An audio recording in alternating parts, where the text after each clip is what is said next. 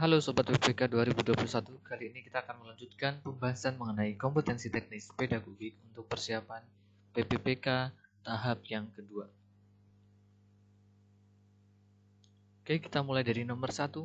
Model rancangan PTK atau penelitian tindakan kelas terletak pada alur pelaksanaan tindakan yang dilakukan. Hal ini sekaligus menjadi penanda atau ciri khusus yang membedakan PTK dengan jenis penelitian lain. Adapun alur penelitian tindakan yang dimaksud adalah dalam penelitian tindakan kelas memiliki urutan prosedur. Yang pertama adalah tahap perencanaan. Yang kedua adalah pelaksanaan tindakan. Dan yang ketiga adalah inti dari kegiatan PTK atau menjadi bagian yang sangat vital, yaitu adalah observasi atau pengamatan. Kemudian dari hasil pengamatan tersebut akan direnungkan kembali dan dilakukan suatu perbaikan dari hasil observasi yang dilakukan, yaitu yang keempat adalah refleksi. Maka secara urutan yang benar adalah perencanaan, pelaksanaan tindakan, observasi, dan juga refleksi. Jawabannya adalah D. Nomor 2. Merenungkan kembali tindakan perbaikan dan dampaknya serta mencari jalan keluar untuk tindak lanjut PTK merupakan A. Analisis, B. Refleksi, C. Observasi, D. Diskusi, ataukah E. Evaluasi. Nah, karena di sini adalah pertanyaan yang merenungkan kembali tindakan perbaikan, berarti setelah dilakukan proses observasi. Nah, merenungkan kembali tersebut adalah termasuk di dalam tahapan dalam PTK, yaitu adalah refleksi, merenungkan kembali tindakan perbaikan dan dampaknya. Nomor 3. Mengetahui proses tindakan, pengaruh tindakan yang sengaja dan tak disengaja, keadaan dan kendala tindakan. Bagaimana keadaan dan kendala tersebut menghambat atau mempermudah tindakan dan pengaruhnya merupakan kegiatan PTK pada langkah A. Refleksi, B. Observasi, C. Perencanaan, D. Pelaksanaan, ataukah E. Evaluasi. Jadi ada kata mengetahui proses tindakan. Bagaimana seseorang bisa mengetahui proses tindakan itu, pengaruhnya, bagaimana keadaan tersebut menghambat atau mempermudah, kalau tidak dengan cara melakukan suatu pengamatan. Nah, pengamatan ini adalah tahap di dalam PTK, yaitu adalah observasi. Jawabannya adalah B. Selanjutnya adalah jenis-jenis potensi, Jenis-jenis potensi. Apabila rekan-rekan sudah mempelajari di tahap yang pertama dari SIM PKB, tentu sudah mengetahui hal tersebut, Potensi dibedakan menjadi dua, ada potensi yang bersifat fisik maupun potensi yang bersifat psikologis. Kemudian untuk potensi psikologis ini akan berkaitan dengan kecerdasan atau intelijensia. Nah, baik itu kemudian berkaitan dengan kecerdasan, bisa berkaitan dengan aptitude atau bakat, atau juga kreativitas. Nah, apabila kita membahas tentang kecerdasan itu, kecerdasan secara umum dibagi menjadi dua. Ada kecerdasan yang bersifat umum yang biasa disebut dengan kemampuan intelektual, Kemudian ada yang selanjutnya adalah kecerdasan majemuk, atau multiple intelligence. Nah, jika kecerdasan umum kita berbicara pada level IQ, intelligence quotient, tapi kecerdasan majemuk lebih dari itu. Artinya apa? Lebih di sini maksudnya adalah cakupannya luas, Bisa meliputi kecerdasan bahasa atau yang disebut sebagai verbal linguistic intelligence, yang berkaitan dengan kemampuan berpikir melalui kata-kata atau bahasa. Seperti profesi-profesi penulis, ahli bahasa, sastrawan, jurnalis, orator, penyiar. Bisa juga kecerdasan yang bersifat matematis logis atau logical mathematic intelligence yang dimiliki oleh para ilmuwan, ahli matematika, kemudian insinyur, akuntan, dan pemrograman komputer. Bisa juga kecerdasan bersifat spasial visual atau kecerdasan yang berkaitan dengan ruang 3 dimensi. Bisa juga kecerdasan yang bersifat kinestetik ataupun gerakan. Dalam hal ini contohnya adalah olahragawan, penari, dan profesi-profesi lain. Kemudian ada yang bersifat kecerdasan musik atau musical intelligence, kecakapan untuk menghasilkan dan menghargai musik punya sensitivitas terhadap melodi, ritme, nada, tangga nada, seperti komposer, musisi. Dan kemudian adalah kecerdasan hubungan sosial. Nah, ini menarik ya, kecerdasan hubungan sosial ini adalah interpersonal intelligence, ya. Kecakapan memahami dan merespons serta berinteraksi dengan orang lain. Salah satunya adalah guru. Jadi guru atau seorang pendidik itu termasuk memiliki kecerdasan hubungan sosial atau interpersonal intelligence karena mampu membina, ya, kemudian memahami dan merespons serta berinteraksi dengan orang lain secara efektif.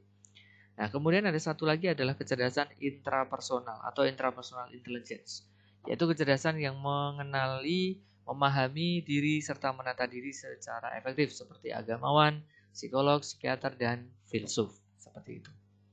Nah, maka kalau kita kembali ke pertanyaan ini, menjadi guru profesional yang memiliki kecerdasan memahami dan merespon serta berinteraksi dengan orang lain secara efektif merupakan bagian dari kecerdasan A. Logical Mathematic Intelligence, B. Naturalist Intelligence, C. Intrapersonal Intelligence, D. Interpersonal Intelligence, ataukah E. Professional Development Intelligence.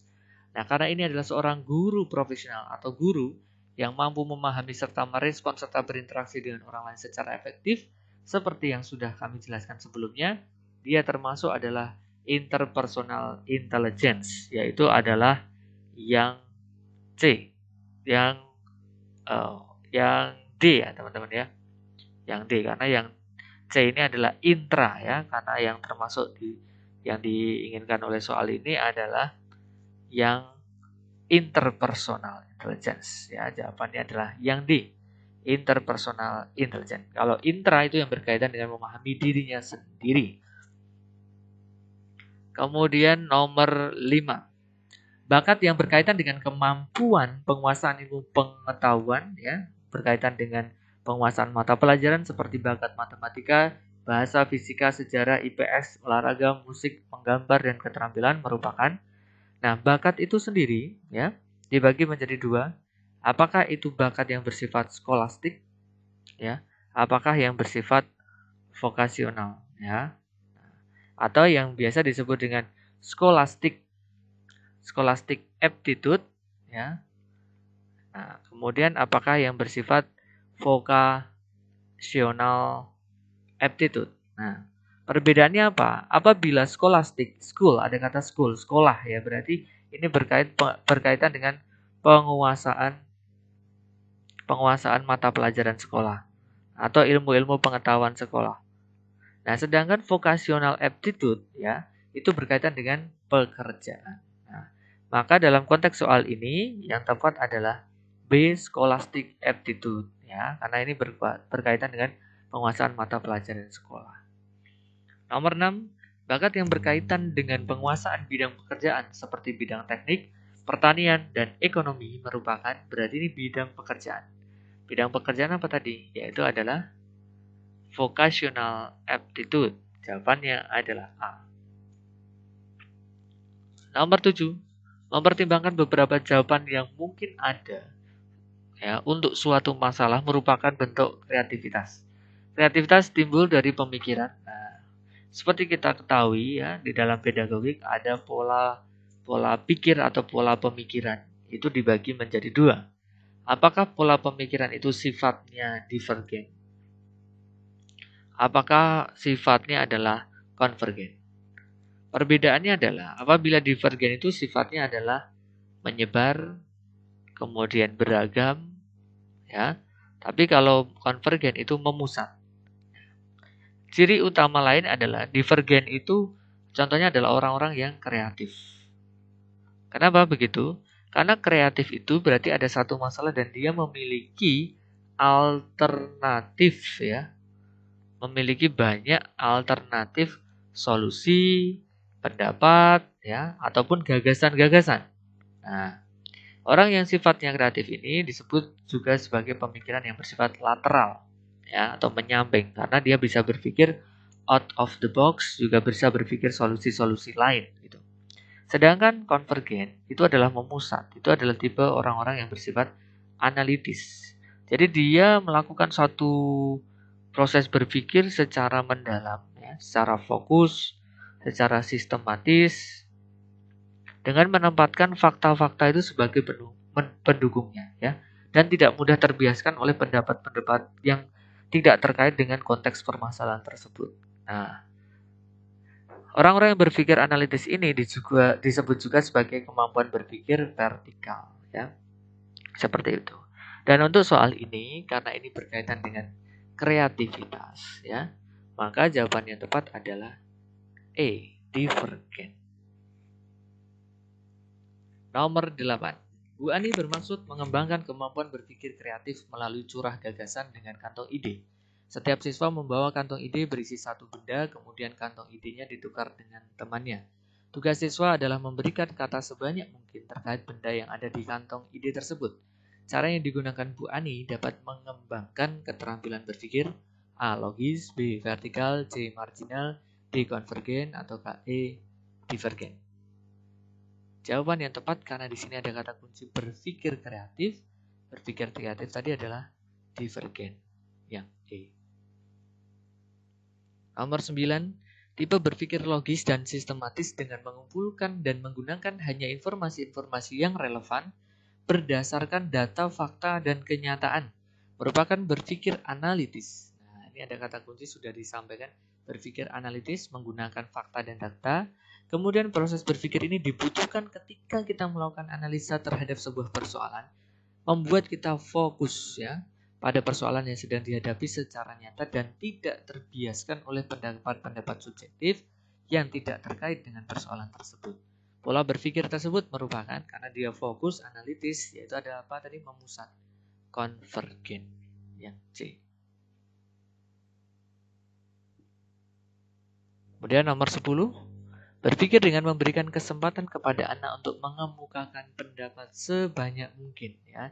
Jadi pendapatnya sebanyak mungkin tanpa berpikir bahwa pendapat itu benar atau salah. Yang penting dia berpendapat sebanyak mungkin, memberikan jawaban yang bervariasi atau berbeda-beda, memberikan alternatif pemecahan masalah, memberikan gagasan yang berbeda atau baru.